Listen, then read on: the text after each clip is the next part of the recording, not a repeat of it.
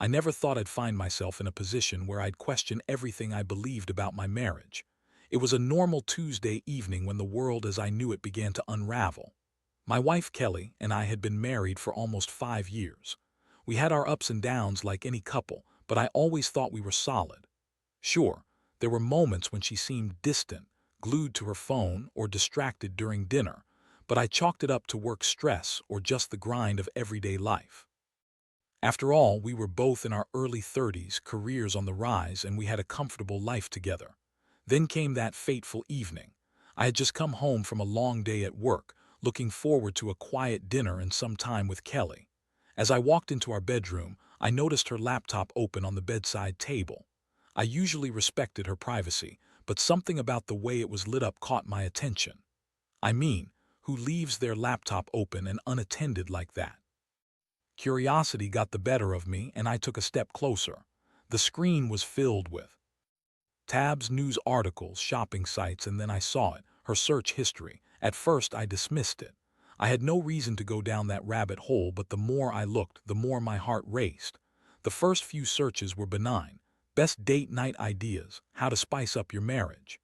I felt a little surge of hope, thinking maybe she was planning something nice for us. But then I scrolled down further and the air in the room thickened. Signs of cheating, how to keep an affair secret, and best hotels for discreet meetings. My stomach dropped as if someone had pulled the ground from beneath me. I couldn't breathe. It was like a punch to the gut. I read each phrase like it was a dagger, each one piercing the bubble of stability I had built around our life. My hands trembled as I clicked on a few of the links. Articles filled with advice on infidelity, testimonials from others who had been betrayed. The words blurred together as emotions surged within me. Who was she meeting? Was it someone I knew? Had she been seeing this person for months? 1,000. Questions raced through my mind as I sat there, completely frozen. I was angry, hurt, confused, and yet part of me couldn't shake the feeling of disbelief. I had never suspected her of being unfaithful. Kelly was always the one who preached loyalty and commitment, who rolled her eyes at her friends' cheating boyfriends. The realization hit me like a ton of bricks. I needed to confront her to find out the truth. But how? I had so many emotions swirling inside me, anger, betrayal, sadness, but I also felt a sense of urgency. I couldn't let her come back in and find me like this. I didn't want her to see the devastation in my eyes yet. I took a deep breath and forced myself to compose. I began pacing the living room, trying to calm my racing heart. After what felt like an eternity, Kelly finally walked through the front door, her usual bright smile fading as she noticed my tense posture. "Hey, babe. You okay?" she asked, concern lacing her voice. "Yeah, I'm fine," I replied, though it felt like a lie. My mind was racing, planning how I would approach the conversation. I had to be calm, collected. I didn't want to give her an opportunity to twist the narrative or brush it off. I wanted answers. No, I needed answers. The hours dragged on like minutes as we sat down for dinner in silence. I could feel the tension in the air, thicker than ever. Each bite tasted like ash in my mouth. Finally, I decided it was time. "Kelly, we need to talk," I said, my voice steady but firm. Her expression shifted, a flicker of fear or maybe guilt. I couldn't be sure. "About what?" she asked, her voice laced with feigned innocence. "About your search history," I said bluntly, watching as the color drained from her face. In that moment, I felt a rush of empowerment. I wasn't going to let her deny it. I was ready for whatever excuse she might throw my way. And thus began the unraveling of our marriage, as the truth hung in the air like a heavy fog, waiting to be confronted. Kelly's face morphed into an expression I had never seen before. It was a mixture of fear, shock, and something else I couldn't quite identify, guilt maybe. "What do you mean, my search history?" she stammered, her voice cracking slightly. I felt a chill run down my spine. I could practically see her mind racing, trying to figure out how to spin this. I didn't waste any time. "You know exactly what I mean. I found your searches about cheating and how to keep an affair secret. What the hell is going on, Kelly?" My voice was steady, but inside I was a tempest of emotions, ready to explode.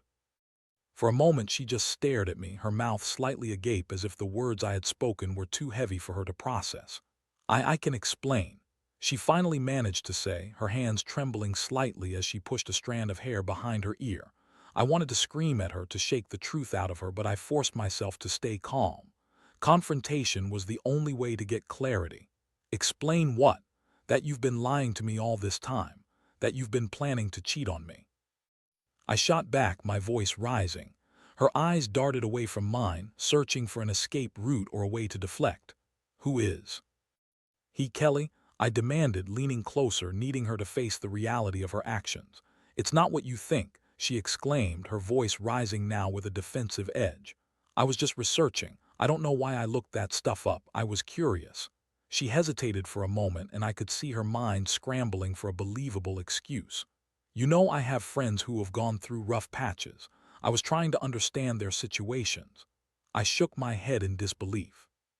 So you decided to look up how to cheat instead of talking to me, instead of coming to me if you felt something was off in our marriage. I wasn't planning to cheat, she insisted, but there was a tremor in her voice and I could see the cracks forming in her facade. I was just thinking about what, leaving me.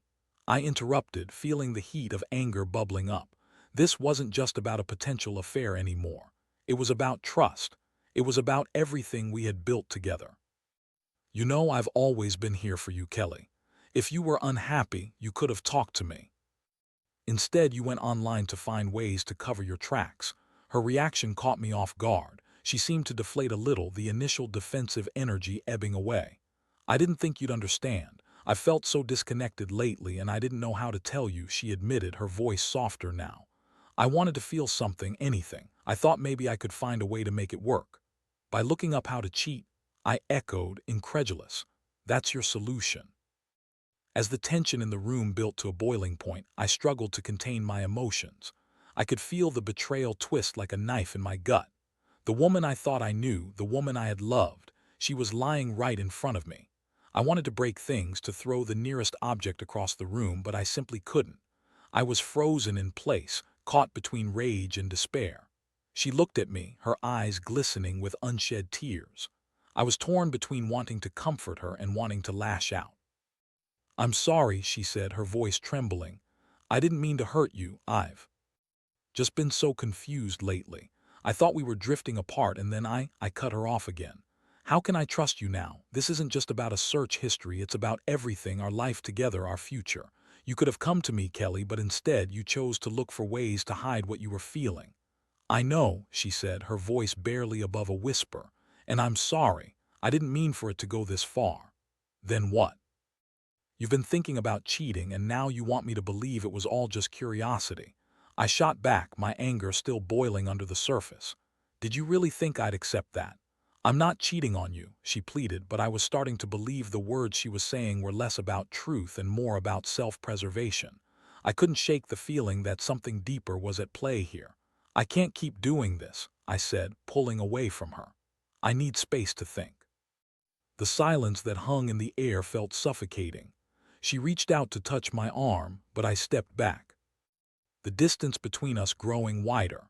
I felt as if the very foundation of our relationship was crumbling beneath my feet, and the realization was devastating.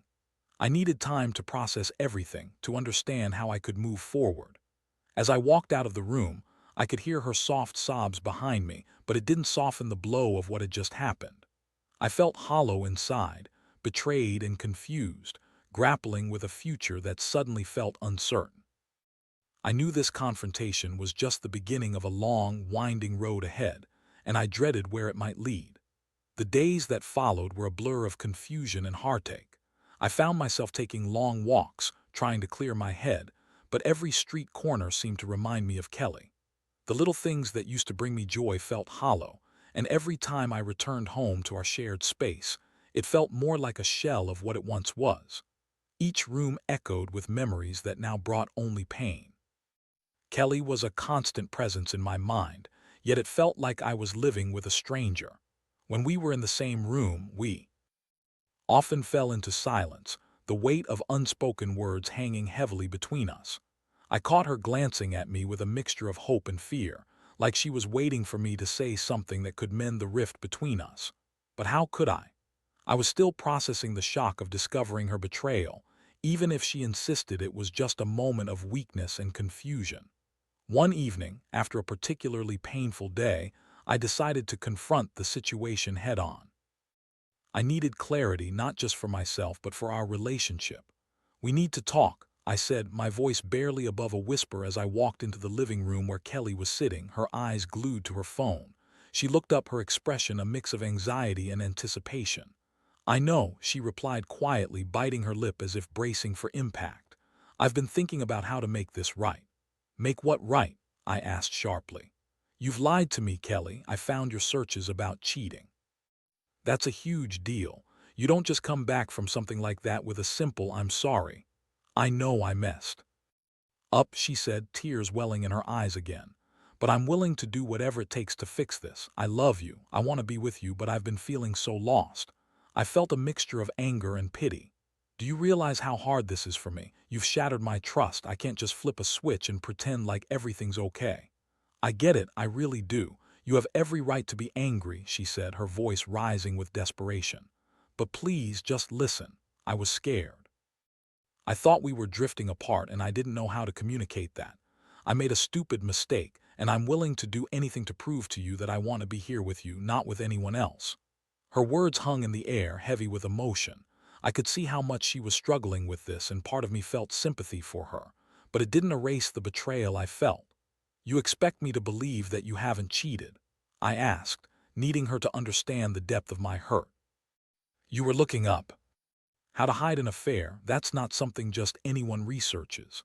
"I wasn't planning anything, I swear," she insisted, her voice breaking. "I was just afraid of losing you. I thought I could find a way to make things better, but I ended up digging a deeper hole." "I'm not sure how to trust you again," I said, my voice low and filled with pain. "You've turned our life into something I can't recognize. I need time to think about what I want." She nodded slowly, understanding that I needed space. "I'll give you that time," she said, her voice barely audible. "But please don't give up on us. I'll do anything to earn your trust back. You're my everything, and I don't want to lose you." As she spoke, I felt a flicker of the love I had for her resonating within me. I wanted to believe her, but the shadows of doubt still loomed large. Could our relationship be salvaged, or were we too far gone? I decided to take a step back and reflect on what had happened, but the question lingered in my mind. How do you rebuild trust after it has been so brutally shattered? That night I lay awake, staring at the ceiling, wrestling with my thoughts. I felt lost and adrift, unsure of what the future would hold for us. In the following weeks, I tried to maintain some semblance of normalcy. I went to work, spent time with friends, and even picked up a new hobby to keep my mind occupied. But Kelly's presence was ever looming. We had some conversations here and there, but they were often strained, filled with awkward silences and tentative reassurances that felt insincere. I could tell she desperately wanted to fix things, but words alone wouldn't be enough. It was during one of those routine conversations that I tried to probe deeper into what was really going on with her. "What made you feel disconnected?" I asked, genuinely wanting to know. "Was it something I did or didn't do?" "I don't know," she admitted, her voice softening. "I guess I thought we were just caught in a routine, and I didn't know how to change that. I missed the excitement of our early days, and instead of turning to you, I turned inward and let my mind wander to darker places." I felt a pang of sadness for her. We had so many good times together, and it stung to think that she hadn't felt safe enough to share her feelings with me. "I wish you would have just come to me and talked about it," I said, my voice more gentle. "We could have figured it out together." "I know, I should have," she replied, her eyes glistening with unshed tears. "I just thought it would be easier to find a way to fix things myself, and in doing so, I almost lost everything." As we sat there, I started to realize that there was a deeper issue at play, one that went beyond her search history and the potential affair. It was about communication, vulnerability, and the willingness to be open with each other. And while I wasn't ready to completely forgive her yet, I knew we needed to address these underlying issues if we were to have any hope of moving forward. "Maybe we need to seek help," I suggested cautiously. "A couples therapist or something. It might be good for both of us to have a neutral party guide us through this." She nodded, relief washing over her face. I'd be willing to do that. I want to understand how we got here and how we can avoid it in the future. I want to fight for us. I wasn't sure if we could truly fix what had been broken, but taking that step felt like a glimmer of hope. I still had a long way to go in processing the betrayal, but perhaps I could begin to see a path forward, one that might lead us both back to each other.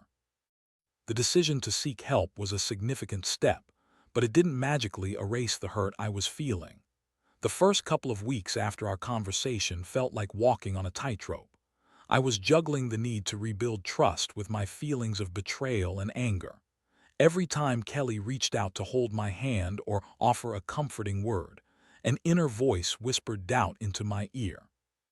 I had been hurt, and while I recognized her efforts to amend things, it was hard not to feel the weight of her betrayal. When the day of our first therapy session arrived, I was a bundle of nerves. I wasn't even sure what to expect, but I knew it was necessary. Together, we sat in the therapist's office, an inviting space filled with warm colors and soft lighting, which felt oddly comforting amidst the storm in my heart. Our therapist, Dr. Lewis, was a middle-aged woman with kind eyes and an easy smile. She introduced herself and encouraged us to share our feelings openly. As she began guiding us through the conversation, I could see Kelly's determination to be honest and vulnerable. "I feel like I messed everything up," she said, her voice quavering. "I let my insecurities get the best of me, and instead of reaching out to my partner, I turned inward. I know that hurt you, and I'm so sorry." Dr. Lewis nodded, inviting me to share my side. It's hard for me to hear her say she was feeling disconnected. I began, trying to keep my voice steady. "I thought we were doing all right. It's devastating to think she didn't feel she could come to me. Instead, she went looking for ways to hide and betray our relationship. I completely understand how you feel, Doctor," Lewis said, allowing the weight of my words to settle in. "Trust is fragile and takes time to rebuild. Kelly, how do you think you can begin to show him that you are committed to making things better?" Kelly looked at me, eyes filled with a mixture of regret and longing. "I want to be more open and transparent. I know I need to be better at communicating my feelings. I don't want to keep anything from him again." Her sincerity struck a chord within me. I could see that she was genuinely remorseful and maybe there was a chance for us. "I appreciate you saying that, but it's going to take more than just words," I replied, trying to articulate the complexity of my emotions. "I need actions. I need reassurance that you mean what you say." "I understand," she said, her gaze steady. "What can I do to help rebuild that trust starting now?" Dr. Lewis encouraged us to set small, tangible goals. We agreed that regular check-ins about our feelings would be a good start, along with setting aside intentional time for each other, date nights, deep conversations, and open communication without distractions. The first few sessions felt like raw exposure. We were digging into the emotional undercurrents of our relationship, and I couldn't deny that it was painful. But with each session, there was a flicker of hope. There were moments where we laughed together, and I began to feel the warmth of our connection slowly returning. Kelly was making a genuine effort to engage and share her thoughts, and I could see her vulnerability as she unpacked her feelings of loneliness and fear. It was hard to believe that this person, who had caused me so much pain, was also the one who wanted to heal and grow. One night, after a particularly revealing session, I found myself lying next to her in bed, both of us exhausted yet more connected than before. "I know I've hurt you and I'll always carry that guilt," she whispered, her hand resting gently on my chest. "But I want you to know that I'm committed to making this work. I love you and I'm willing to fight for us." Her words, though small, felt like a lifeline. I took a deep breath, letting the warmth of her touch seep into my heart. "I love you too," I replied, feeling a flicker of hope reignite within me despite the lingering doubt. "But it's going to be a long journey. I'm willing to try, but I need you to understand how serious this is." "I get it," she said, her voice steady. "I'll do whatever it takes to prove to you that I'm all in." As the weeks turned into months, we continued our therapy sessions, slowly peeling back the layers of our relationship. It was exhausting at times, and there were days when I felt like giving up. But just when I thought I couldn't take any more, Kelly would surprise me with a gesture. A heartfelt note left on the kitchen counter, a spontaneous dinner out, or a simple touch that reminded me of the love we once shared. We were working on rebuilding, but the shadows of doubt still lingered. I caught myself hesitating to voice my feelings sometimes, unsure if I'd be met with defensiveness or an open heart. It was frustrating, and I often found myself spiraling into doubt. I knew that healing wasn't linear, but I couldn't help but crave a sense of security and reassurance. It was during one of our sessions that Dr. Lewis posed a question that struck me hard. "What does forgiveness look like for both of you?" she asked, her gaze shifting between us. I paused, taking a moment to reflect. "I guess for me, it would mean being able to trust her again and knowing we can communicate openly without fear of betrayal," I replied, my voice measured. Kelly nodded, her expression earnest. "And I want to show him that I'm worthy of that trust. I want him to feel safe with me again." But even as we talked about forgiveness, I struggled to envision a future where I could fully let go of my pain and resentment. I wanted to forgive her, I truly did, but the scars left behind by her betrayal felt insurmountable at times. The journey was ongoing, and I was beginning to realize that, while the path forward was murky, the act of choosing to work on our relationship mattered. I could see the flickers of love returning, but I also knew I had to keep my guard up. I couldn't let myself fall completely without protection, not just yet. As I drifted off to sleep that night, I couldn't shake the unease that lingered in my chest. What would it take for us to truly recover?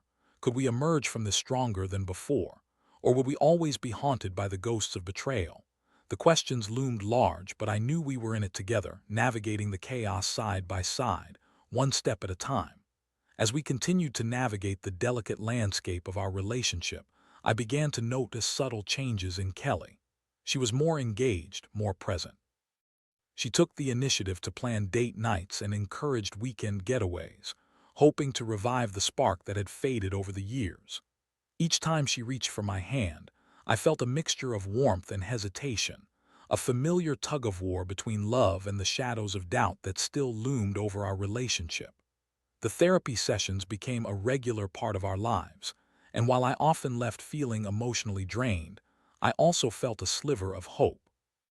We were learning how to communicate better, and for the first time in a long while, I sensed a shift in the air between us. It was as if the clouds were parting, allowing glimpses of sunlight to filter through the darkness. One evening, after a particularly productive session, we returned home feeling more connected than we had in months. Kelly had prepared a candlelight dinner, a thoughtful gesture that made my heart swell.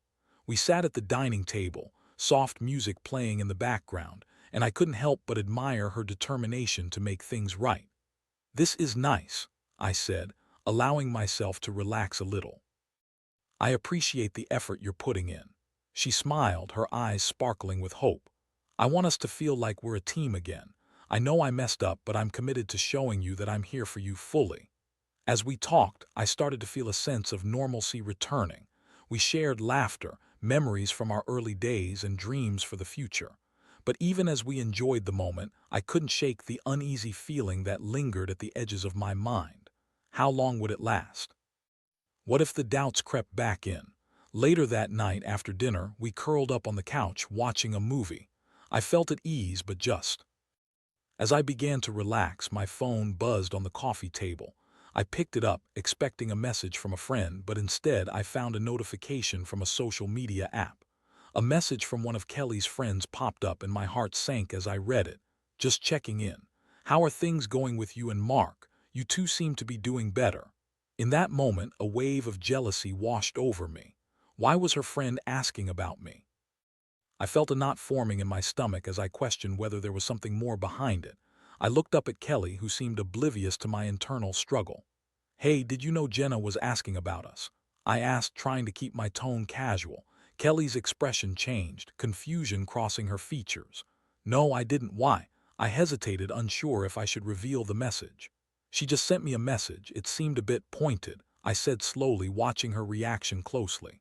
"Pointed how?" she asked, her brow furrowing. "She asked how things are going between us. It felt like she knows something," I said, my voice tightening with concern. "Did you tell her about the therapy or anything else?" "No, I haven't told anyone," she insisted, her voice rising slightly. "I wanted to keep this between us." There it was again, that flicker of doubt. My heart raced as I tried to interpret her reaction. "Are you sure? Because I don't see why she'd ask otherwise." "I swear I haven't said a word," she replied, her voice firm. "I don't want anyone else involved in our business." I nodded, trying to suppress the anxiety bubbling up inside me. I wanted to trust her, but the shadows of doubt felt like they were creeping back in. "Okay, but it's just strange, right? It makes me wonder if she knows something we don't." "It's probably just her being nosy," Kelly said dismissively, but I could see the tension in her shoulders. That night I found it hard to sleep. I kept replaying the message in my mind, trying to decipher its meaning. Had Kelly confided in Jenna? Was there something deeper at play? I wanted to dismiss my worries, but I couldn't shake the feeling that there was more to the story. The next day I decided to reach out to Jenna myself. I felt a mix of apprehension and determination, wanting to know the truth without putting Kelly on the defensive. I sent a message, casually asking about her interest in our relationship. "Hey Jenna, I got your message yesterday. Just curious, what made you ask how things are going with Kelly and me?" The response came quickly. "Oh, I just heard some things and I wanted to check in." You know how it goes with friends, just concerned. That vague response only fueled my anxiety. Things she heard. My mind raced as I considered what she meant. I began to wonder if I should bring this back up with Kelly, but deep down I hesitated. The last thing I wanted to do was create unnecessary tension or push her away. Instead, I decided to give her an opportunity to mention Jenna if she felt comfortable. But as the days went by, nothing came up, and the uncertainty loomed larger than before. In therapy, we continued to focus on rebuilding trust, but I was haunted by the nagging feeling that I was missing something critical. Kelly was working hard trying to mend the wounds, but the shadows of doubt overshadowed our progress. After one particularly poignant session, as we sat in the therapist's office, Dr. Lewis asked us to reflect on our progress. "What have you both noticed changing within yourselves?" I took a deep breath, ready to share my thoughts. I can see Kelly's efforts to communicate more openly, and I genuinely appreciate it. But there's still this nagging feeling in the back of my mind. I'm not sure if I can fully trust again. Kelly nodded, her expression serious. "I understand that. I want to earn your trust, but I also need to know how to help you feel secure again." Dr. Lewis offered words of encouragement, but a wave of frustration washed over me. I wanted to trust her, I truly did, but the fear of betrayal was like a shadow that followed me everywhere, reminding me of the pain I had experienced. That night I brought up the message from Jenna again, feeling as though I couldn't keep it bottled up anymore. "I need to know if there's something going on that I don't know about," I said, my voice firm but cautious. Jenna's message was unsettling. Kelly's face fell and I could see the hurt in her eyes. "I promise you nothing is going on. I haven't shared anything about our therapy or our struggles with anyone." "Then why would she say that?" I pressed, unable to contain my frustration. "It feels like I'm being kept in the dark, and I can't do this if there's something I'm unaware of." "I'm not hiding anything from you," she insisted, emotion rising in her voice. "I'm trying to be open here, but this constant questioning is making it hard for me to feel secure, too." The conversation escalated, emotions swirling around us like a tempest. We both felt vulnerable, but instead of connecting, we were clashing. I was desperate for reassurance, while she was desperate to prove her loyalty. In that moment, I realized that our journey wasn't just about her betrayal. It was about navigating the aftermath together. The shadows of doubt would continue to loom, but we needed to confront them head-on if we wanted to move forward. As the night wore on, I felt a deep sense of exhaustion. The fight had drained me, but I knew we had to keep working to find common ground. We had come so far, but I also understood that the road ahead would be anything but easy. The journey toward healing was often filled with bumps and detours, and it was clear that we had more hurdles to overcome before we could truly reclaim our love. The next few days after the argument felt like a fog had settled over our home. Tension hung in the air, thick and suffocating. I was frustrated and confused, and I could sense that Kelly was feeling the weight of our unresolved conflict, too. Attempts at normal conversations often devolved into awkward silences, and I began to realize that we were both walking on eggshells, trying to avoid the inevitable discussions that needed to happen.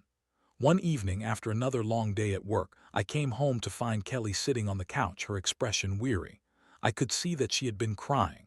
"Hey," I said softly, moving closer. "You okay?" She wiped her eyes and nodded, but I could see the hurt reflected in her gaze. "I just feel so overwhelmed," she admitted. "I want to fix this, but it feels like we're just going around in circles." I sat down beside her, my heart softening.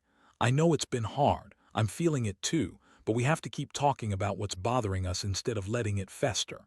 I just wish I could reassure you that I'm committed to us," she said, her voice trembling slightly. "But every time we argue, it makes me feel like we're going backward." We sat in silence for a moment, both lost in our thoughts.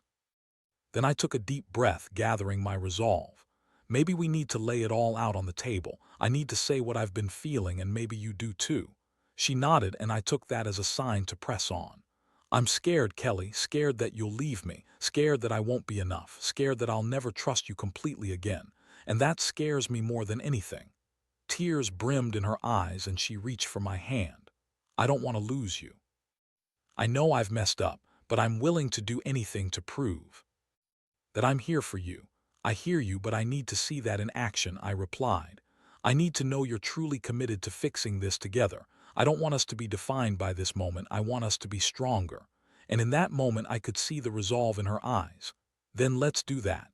Let's be honest about everything, our fears, our hopes, and what we need from each other." We both took a deep breath, understanding that this was a pivotal moment for us. Over the next few hours, we opened up about our insecurities, our love, and the ways we could support each other moving forward. It was raw and emotional, but it felt liberating to finally lay everything out without fear of judgment or rejection. "I want to create a safe space for both of us," Kelly said, her voice steady. "We can't let fear dictate our relationship anymore. I want to learn how to communicate better, and I need your help with that. Then let's make a commitment to check in with each other regularly, no matter how small or big the issues feel," I suggested. "It's not just about recovering from this, it's about building something stronger than we had before." As the conversation flowed, I felt the air between us start to shift. Each word we spoke peeled away layers of pain, revealing the love that had always been there beneath the hurt. In the weeks that followed, we continued to work diligently on our relationship. We made it a point to create rituals: Sunday morning coffee chats, midweek check-ins to discuss how we were feeling, and intentional date nights where we'd put away our phones and just focus on each other. We both stumbled along the way, but we kept coming back to the promise we made to ourselves. With each effort to communicate, I felt the trust slowly begin to rebuild. Kelly would share her feelings openly, and I learned to express my fears without letting them control our interactions. One night in the glow of candlelight during a dinner at home, I looked across the table and saw a glimmer of the woman I had fallen in love with. "You know," I said, a smile creeping onto my lips, "I never thought we'd be here after everything, but I feel like we're finally getting back to each other." Her eyes sparkled. "I feel it too. I know we'll always carry the scars, but those scars can remind us of how far we've come." As I reached for her hand, I realized that while the journey hadn't been easy, it had forged a new chapter for us, one filled with understanding, growth, and a renewed commitment to each other. In the end, I learned that trust is not just about the absence of doubt. It's about the presence of open communication, vulnerability, and the willingness to work through the hard times together.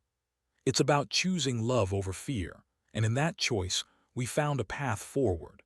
And as we sat together, our fingers intertwined, I felt a profound sense of hope for what lay ahead. We were just beginning to rebuild, but I knew that as long as we were committed to each other, we could face whatever challenges came our way.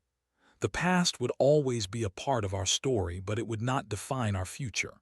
We were carving our own path, one step at a time.